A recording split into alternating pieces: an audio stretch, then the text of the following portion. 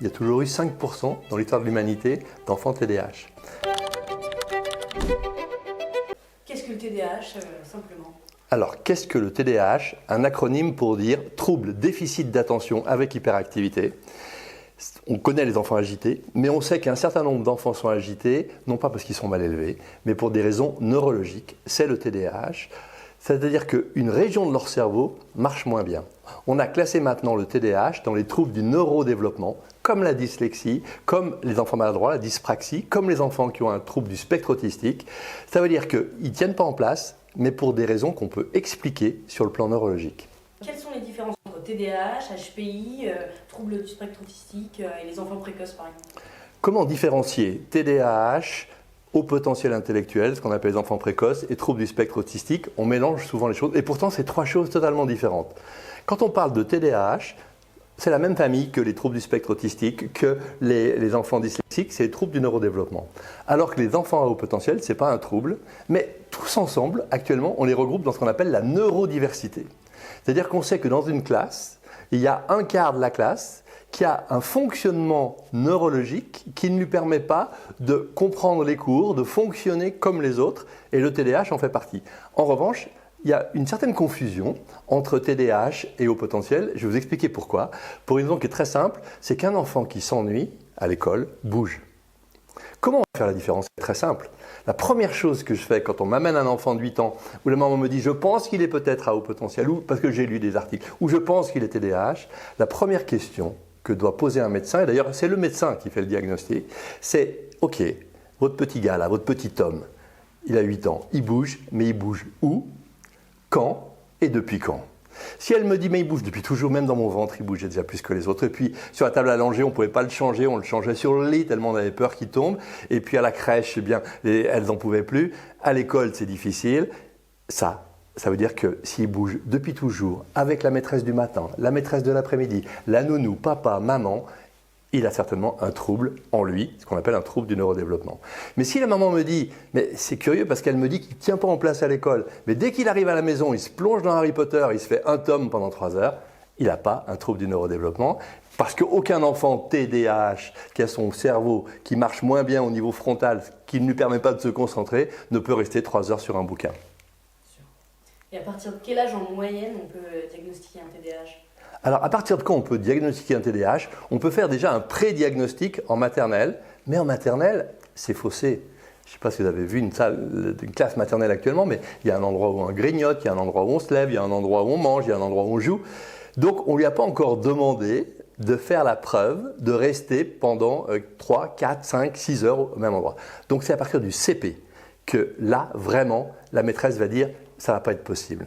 Ça tombe bien, c'est à partir du CP, 6 ans, que les tests sont les plus pertinents pour évaluer s'il a un trouble, un TDAH. Et c'est à partir de 6 ans qu'on a le droit d'éventuellement donner un médicament. On n'a pas le droit de le donner avant. Et chez l'adulte, c'est possible de diagnostiquer un TDAH? Alors, est-ce qu'on peut diagnostiquer le TDAH chez l'adulte? Oui. Alors, pour vous dire la vérité, le plus souvent, c'est des adultes qui viennent me voir, 40, 50 ans, ils ne savent pas qu'ils ont un TDAH, mais ils me disent « mais tout ce que vous me décrivez sur mon petit homme là, j'ai l'impression de l'avoir déjà vécu. » Ils ont une impression de déjà vu, de déjà vécu. Mais à l'époque, on me disait que j'étais mal élevé, que je ne faisais pas d'efforts, que je ne tenais pas en place. C'est ce qui m'est arrivé, moi d'ailleurs. Vous savez que c'est mon cas. Et ils me disent, est-ce qu'on ne pourrait pas faire un diagnostic? Bien sûr qu'on peut faire le diagnostic. C'est jamais trop tard pour faire le diagnostic. Sauf que chez l'adulte, c'est plus compliqué. Quand on est adulte TDAH, eh bien, on a appris à tenir en place. On bouge moins. On bouge la jambe sous la table, ça se voit. Je vois les papas ou les mamans qui bougent la jambe sous la table, mais on se tient à peu près correctement. En revanche, on garde l'impulsivité qui fait qu'on coupe la parole, qui fait qu'on ne supporte pas d'attendre, qui fait que les réunions sont très compliquées. Et le trouble majeur chez l'adulte qui persiste, et tous les adultes TDAH l'ont, c'est la procrastination. C'est l'art de repousser à plus tard les tâches qu'on n'aime pas faire, avec une capacité assez incroyable, parce que le TDAH est très inventif et très créatif, une capacité assez incroyable pour inventer des choses à faire, pour justifier qu'on ne fasse pas ce qui nous ennuie, notre déclaration d'impôt ou autre chose. Et quels sont les signes typiques d'un TDAH, que ce soit enfant ou adulte? Alors quels sont les signes du TDAH? Eh bien, figurez-vous qu'ils varient en fonction des âges. Chez l'enfant en primaire et l'enfant au début du collège, agitation, impulsivité, trouble d'attention. En général, il y a les trois. Quand on parle de TDAH, c'est trouble déficit d'attention avec ou sans hyperactivité. La plupart, ils ont tout.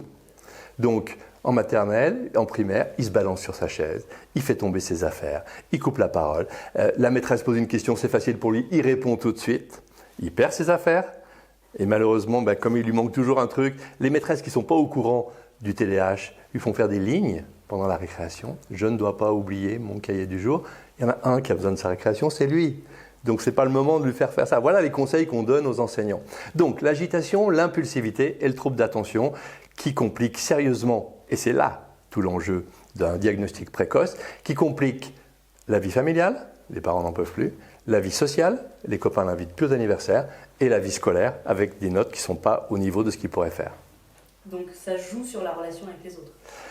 Le TDAH joue terriblement sur la relation avec les autres. Parmi tous les troubles du neurodéveloppement, par exemple la dyslexie, le petit dyslexique qui rentre chez lui, il est champion de foot, il est bien rangé, c'est organisé, il se débrouille bien, ses parents trouvent que c'est un petit garçon modèle, il en bave pour apprendre la lecture, mais tout va bien.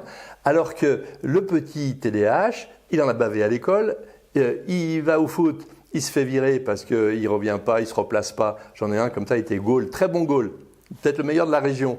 Mais l'entraîneur l'a viré parce que dès qu'il avait soif, il allait boire. Il quittait les cages, il allait boire à la buvette. Bon. Donc c'est compliqué. Et il rentre à la maison le soir et là encore, il casse des trucs, il ne fait pas attention, ils électrisent l'ambiance. Donc quand vous avez tout ça, quand vous avez le package, vous imaginez à quel point, à un moment donné, il y a un risque majeur sur l'estime de soi. On a fait un tableau du coup assez négatif là, mais est-ce qu'il y a des côtés positifs? Est-ce qu'il y a des forces propres au TDAH? Bien sûr qu'il y a des côtés positifs. Et la mission de ceux qui accompagnent ces enfants-là, et ces adultes-là d'ailleurs, c'est de leur dire, on voit que le côté négatif, le côté obscur, le trouble d'attention, l'hyperactivité, mais il y a tellement de choses qui sont positives dans le TDAH. À nous de les mettre en évidence. Ils sont ingénieux, ils sont créatifs, ils sont solidaires, ils sont chaleureux, ils sont authentiques, ils disent ce qu'ils pensent et ils pensent qu'ils disent un peu trop, ils n'ont pas de filtre. Et lorsqu'on est arrivé à passer outre la première impression où on a envie de les rejeter tellement ils sont pénibles, on s'aperçoit qu'ils sont extrêmement intéressants au niveau humain. Comment pose-t-on un diagnostic de TDAH ? Alors, comment on pose le diagnostic ? Des recommandations viennent de sortir par la Haute Autorité de Santé qui nous dit le diagnostic est médical.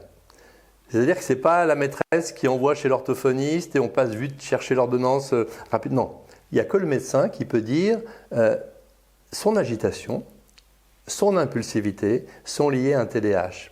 Et ce que j'aime bien dire aux parents et à mes amis, à mes confrères médecins, c'est que l'hyperactivité, l'agitation, ce n'est pas une maladie, c'est un symptôme. C'est le cœur d'une marguerite dont chaque pétale est une cause potentielle. Si on m'amène un petit homme demain de 8 ans qui bouge, je ne sais pas s'il bouge parce qu'il s'ennuie à l'école, je ne sais pas s'il bouge parce qu'il est déprimé. Quand un enfant qui est déprimé, il est agité. Je ne sais pas s'il bouge parce qu'il est anxieux, je ne sais pas s'il bouge parce qu'il a une maladie neurologique, je ne sais pas s'il bouge parce qu'il a un trouble du spectre autistique. Donc, je ne sais pas s'il bouge parce qu'il n'entend pas.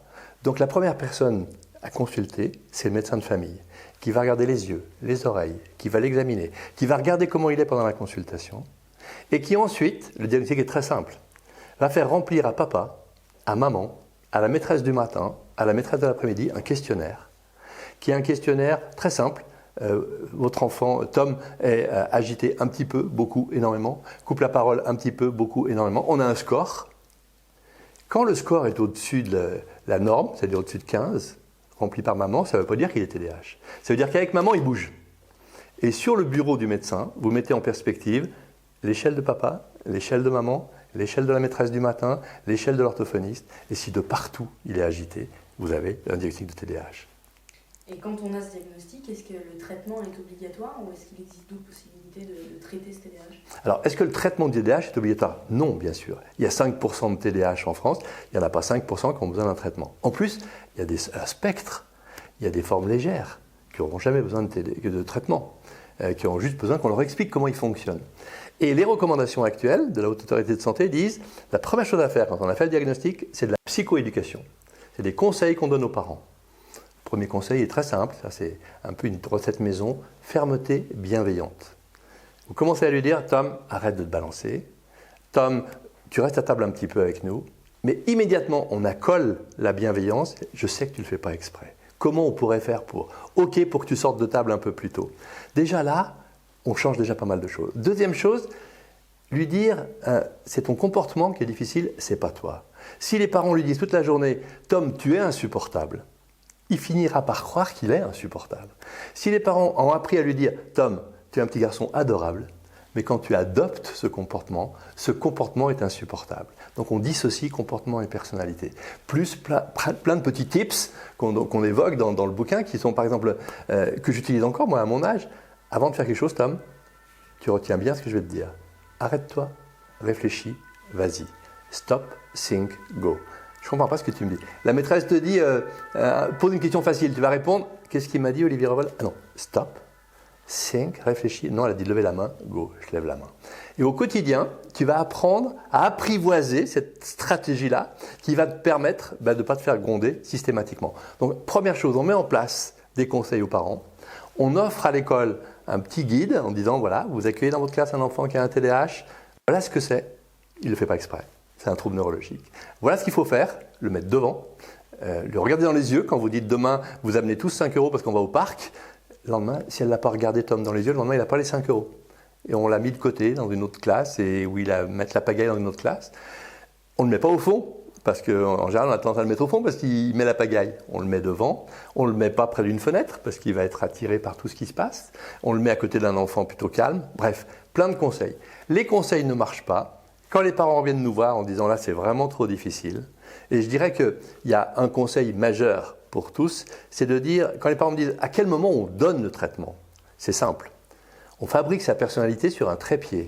La vie sociale, la vie familiale, la vie scolaire. Quand ça marche dans ces 3 domaines, l'enfant va pouvoir se construire correctement. Mais si un de ces 3 piliers, le tabouret sur lequel repose la personnalité, se met à vaciller, à la maison on n'en peut plus, mon mari ne le supporte pas, à l'école la maîtresse a dit que ce n'était pas possible, et même il n'est plus invité aux anniversaires, quand un de ces 3 piliers vacille, on propose un traitement.